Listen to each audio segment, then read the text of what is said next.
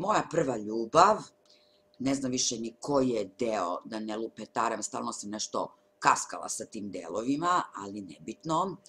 Znači, ja sam raskinula sa dečkom, odlazim u kafić, zaljubljena u momka boksera koji je dosta stariji od mene. S njim sam kao u vezi,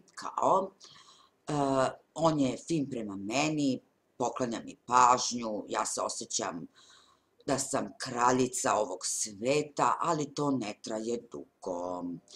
Ono što počinje da se dešava, da on ne dolazi u taj kafić, a ja svaki dan dolazim, ne bi li bila s njim.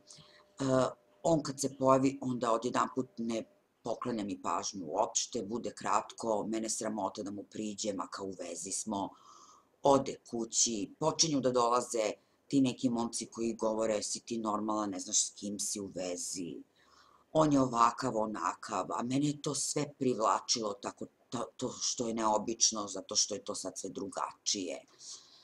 Ja i dalje čekam da se on pojavi, nemam njegov telefon, tako nešto bez veze.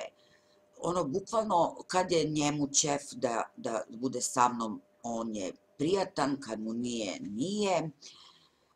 Ja sam sve više se zaljubljivala u njega, sve jače, sve više patim. On je jedan dan super prema meni, sutra dan kao da me ne poznaje. I u jednom trenutku ja skupim hrabrost i pitam ga o čemu se radi. On je na to rekao, pa sve u redu. Kako je sve u redu kada ništa nije u redu? Da bi kroz nekih možda 20 dana od cele te priče raskida sa mojim dečkom, ja skontala da on ima neku vezu jako dugo. Znači, nije slobodan. Ja sam tu odlepila. Znači, odlepila. On to nije meni pomenuo. Ja sam ga pitala, onda on rekao, ma ne, kao to je bez veze nešto. Međutim, pamet mi je govorila da to naravno nije bez veze dok je on čas dobro sa mnom, čas nije. Onda smo to veče, mislim, umeđu vremenu smo mi izlazili, ali sve to tako nešto dozirano, da bi kroz mesec dana ja njega ugledala sa devojkom u kafiću, znači ja ulazim i on sedi s devojkom u kafiću, zagrljen, šok. Ja nikad ne pijem, ja, znači, alkohol ne podnosim, ja sam, znači, 2 puta u životu pila, to je bilo tad, kad sam imala, znači, nekih 17 godina, i još jednom, možda nakon toga, 20 godina. Znači, samo 2 puta u životu, od ta 2 puta bilo je tad. Ja sam se napila kao letva. On je sve vreme onako hrličkom oka mene posmatrao, sve vreme bio zagrljen sa tom devojkom.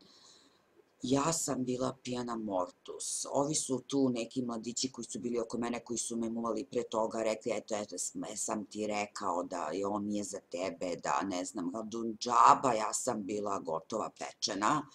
U jednom trenutku sam htela njemu da priđem i da mu sve po spisku, međutim, zadržali su me da to ne uradim. Nekako su me dovukli do kuće, ja sam ušla pijana, i moj brat mlađi meni ovako kaže, si ti pijana? Ja kažem, ćuti bre tata da vidi sad. Tad sam se napila i posle toga još jednom u životu i nikad više ja ne ponosim alkohol. Ja čak sad i onaj Summersby ili ono Kalin, kad popijem samo jedan gutljaj, meni to već je mnogo. I eto tako, uglavnom, on je mene prešao i ja sam tu izgubila glavu za njim. Nisam znala šta sad, nadala sam se da će sad to nešto drugačije da bude, da će on da ostavi tu devojku, mi smo i dalje izlazili, on je meni pričao da se on zaljubi u mene, ali da je razlika u godinama velika, da on tu ne vidi neku budućnost. Ja sam mu par puta rekla što mi to nisi rekao ranije, pre nego što sam raskidala sa svojim dečkom. On je rekao to je bilo jače od njega, da se on zaljubio, da me voli, da ne zna šta će, da mu nije lako, da bukvalno provodi vreme sa mnom. Jeste on provodio vreme sa mnom, a nije bio kod kuće sa tom devojkom. Mislim, nisu bili u braku, ali su bili momak i devojka i živjeli su zajedno.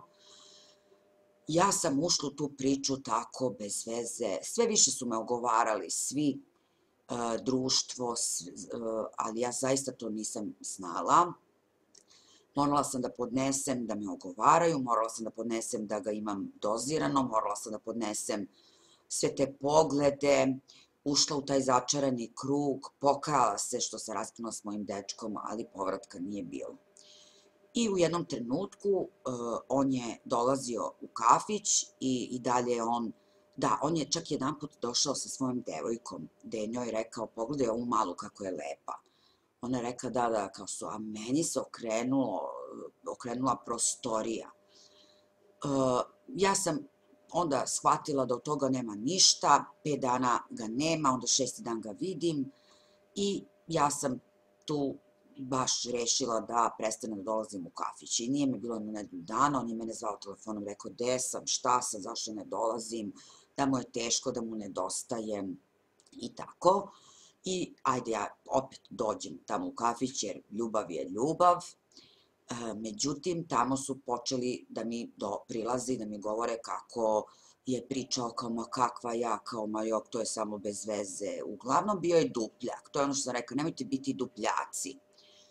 Ja sam se sad zgrozila na to, onda sam ga pitala to zašto tako govori, on je rekao pa kao šta ti misliš kao neko će preneti toj njegovoj devojci i tad mi je bilo jasno da mu je stalo do nje, dok se bojao da će neko reći da je on sa mnom i uglavnom taj začarani krug je trajao još nekih možda 20 mesec dana i dalje ja čujem da on govori tako neke stvari i ja sam već počela da budem ljuta, bolje prećuti, neću više dolaziti u taj kafić, a nema više ni da me ogovaraš i ja sam htela da mu napakostim. Kako sam mu napakostila, gledat ćete u narednom delu, ako vam se sviđa uopšte da snimam dalje. Pišite mi dole da li da snimam dalje i da li vi iz ovoga izvlačite neke pouke. Eto tako, ljubim vas sve, prijavite se na kanal i pozdrav, ćao!